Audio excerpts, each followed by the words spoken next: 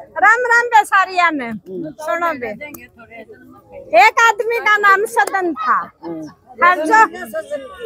जो उसके बाप दादा का काम धंधा था ना, वह करा कर दे कसाई पने का काम, मतलब जीवा न मारा कर दे, काटा कर दे। तो फिर उसका नाम भी सदन कसाई हो गया।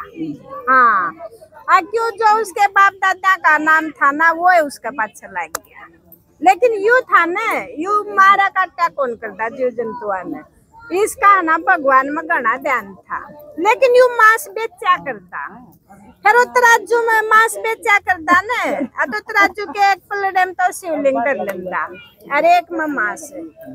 और उसका चाहे 100 ग्राम, चाहे आधी किलो, चाहे 5 किलो, कितना तोलना होता उससे तोलता नुकंदा। शिवलिंग 500 ग्राम तोलना है तो 500 ग्राम हो जाता। इब नुकंदा 1 किलो तोलना तो 1 किलो हो जाता। उस शिवलिंग तय तोला करता, उसने कदे बाट नहीं धरे तराजू में। हाँ, तो एक दिन उड़े के एक पंडित जान लग रहा था।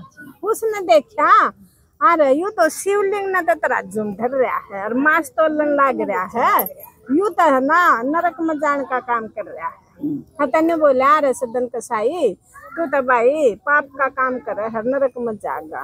बोला के बाजी, और बोला शिवलिंग तो मांस में तोलन लग रहा। बोला तू न्यू कर, यू मन न दे दे, मन ने इसकी पूजा करनी है, हम की पूजा कर दूंगा, इसकी मांस की जगह नहीं है। सदन कसाई ने सोचा, अगले ले जानते यू बढ़िया तरह पूजा करेगा, तो पंडित ले गया अपने घर। उसने तो ले जाकर अपने घर उस शिवलिंग का अच्छा दूध दही तनु आया, बढ़िया उसका भोग लगाया, बढ़िया उसकी पूजा करी। लेकिन बेबे शिवलिंग तो अपना रात ना शिव जी के रूप मान खड़े हो, पंडित जी दो रहे न्यू बोला, मन्ना है ना आपकी पूजा पसंद नहीं आई, मन्ना तो है ना उड़े छोड़ा सदन कसाई दो रहा। वो तो मना तराजू में प्यार तो झुलाया करता, बोला मन्ना तो झूलना है ना इतना प्यारा लग गया करता, बहुत गणा। बोला मन तो उड़े छोड़े। बोला आपने मेरी नहीं आई समझ में बातें। बोला ना आपकी पूजा मेरे समझ में नहीं आई। फिर उस पंडित जी की क्या हिम्मत थी। वो तो रात ने 12 बजे जाकर उस सदन कसाई का दरवाजा खटखटाया। ने बोला, अल्लाह भाई ये शिवलिंग तो है ना आपका दौरे खुश है, मेरी उसका खुश नहीं हो पूजा ते। न्यू देख कर वो सदन कसाई तो और घना खुश हो गया। अब भगवान तो तेरे तो प्रेम करे है। हाँ, तो उसका तो और घना ध्यान लग गया। वो तो अपने परिवार ने बालक बच्चा ने छोड़कर अरे भगवान जगन्नाथपुरी की यात्रा में चला गया। और जांदा जांदा है ना उन्हें वार होगी, अरे एक गांव में रुकना पड़ गया और तड़के चाल पड़ी है। तो एक घर था, उस घर दौरे एक पेड़ था, उस पेड़ तड़ा बिछा का आसन वो लौट गया और उससे गांव में तो थोड़ा बहुत मांग कर अपना खा कर पेट भर लिया। और वो दिखण में शान शौकत का घना सुतरा था। तो लौट गया ना उस घर में, तो एक औरत लेके गया और वो औरत उसका नू देखे, यू आदमी तो घना सुथरा है। हाँ, तो जाकर ने बोली, आप तो जी गणे सुथरे हो। बोला जी आप क्या कह रहे हो ये? बोला ना मैं ना अपना पति बनाना चाहूँ तो बन जाओगे। वो बोला, मैं तो अपने भी पत्नी नर बच्चा न सब न छोड़ कर आया हूँ, जब मैंने इतना पति बनने का शौक होता तो मैं अपनी का ना बन लेंगा। बोला मैं तो इस काम तक दूर हूँ। बोला जा तेरा आदमी देखता होगा तो तना मारेगा, छो मारेगा, भीतर चली जा।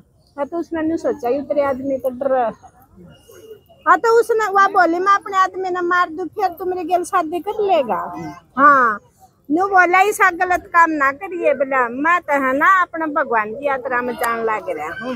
तब उसने तो लेकर तलवार भीतर जाते और अपने आदमी का सिर काट दिया और काट दिया। तो फिर आई न्यू बोली ला इब तो ये हमारे रास्ते का काटा भी हट गया, इब तो मेरी गेल शादी करोगे ना। न्यू बोला तो नहीं इतना बड़ा घोर अपराध क्यों कर दिया।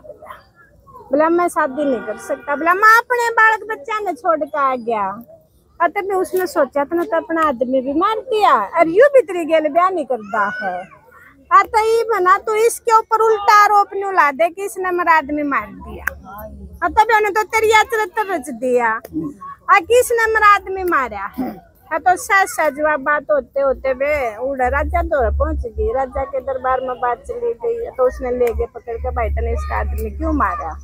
ने बोला जी मैंने इसका आदमी कति नहीं मारा, मैं तो अपने बालक बच्चे छोड़ कर और मैं तो जगन्नाथ भगवान की यात्रा पर निकल रहा था, मन ताड़ा रात काटनी थी। और बोला ये मेरे दोहरा आई थी एक भाई मेरी गल शादी कर ले। बोला मैंने मना कर दिया था कि मत अपने बालकन छोड़े फिरो। बोला इसने अपने आप काटा है। हाँ तो उसका ना जच्ची। हाँ तनु बोले ना या और ठीक करिए तन ना काटा है इसका सिर। हाँ तो बोला इसने सजा दो जिसमें इसने तलवार दे का सिर काटा है ना तो इसके दोनों हाथ काट दो। हाँ तो भी उसके बेचारे के दोनों हाथ काट दिए। हाँ दोनों हाथ काट कर छोड़ दिया। हाँ तो फिर अपना वो तो जगन्नाथ भगवान की यात्रा पर जान लग रहा था चला गया। हाँ तो जाए पाछे बेबेनु कहा भगवान ने दूर तय देखा कि मेरा भगत आन लग रहा है। क्यों बे वो जब इतनी श्रद्धा भाव तो चल रहा है तो भगवान भी उसकी मदद करेगा। तो अपने भगतान बोला देख भाई मेरा भगत चल आने लग रहा है उसने पालकी में बैठा के ले आओ। हाँ तो ले उसने बैठा के। हाँ तो जब वो भगवान आगे प्रणाम करने लग गया ना तो उसके दोनों हाथ सही हो गए। हाँ तो फिर वो बोला भगवान जी मैंने नू बताओ जब मेरे हाथ ये दोनों सही करने थे तो फिर ये कटवाए क्यों आपने। तनु बोला इससे बात का तो रोड़ा है थाम ना समझ दे इस जन्म में तो तेरे भक्ति भी कर ली तेरी श्रद्धा भी है लेकिन जो तेरा पाछला जन्म का थोड़ा हा पाप का भोग रहा था ना वो पूरा हुआ है। बोला मन ने ऐसा के पाप कर दिया। बोला तू पाछले जन्म में एक संत था तू तो तपस्या में बैठा था और तेरे दौरे का एक गाय लकड़ी थी और उसका पाछा कसाई था और वो कसाई आया न तो तेनू पूछने लग गया भाई आपने गाय देखी है। तो बोला आपने नु कही हाँ जी देखी है वाकई आपने बोला है ना वो हाँ, उसने कर दिया थे। तो बोला तेरे पता था क्यों कसाई है तो तेरे कारण बोला वह गाय मारी गई थी। तो ये बोला इस जन्म में जो वह गाय थी ना वह तो यह औरत बन के आई थी और जो यू कसाई था ना यू कसाई वो मतलब जो इस औरत का यू आदमी था ना यू वो कसाई था। तो इस औरत ने है ना अपना आदमी मार कर तो बदला ले लिया इनका तो हो गया कर्म धर्म पूरा। और बोला ईब जो तेरे हाथ कटवाए गए है ना तन्ने जो गाय का नाथ कराया था ना वह बताई थी यह उसकी सजा है इसलिए। लेकिन ये हाथ कटवाने के बाद तू घने दिन दुखी हो वो लेकिन जो तेने भक्ति करी थी ना भक्ति के कारण भाई मन ने तेरी यह सजा कम कर दी इसलिए थोड़े टाइम में तेरा यो काम पूरा हो गया।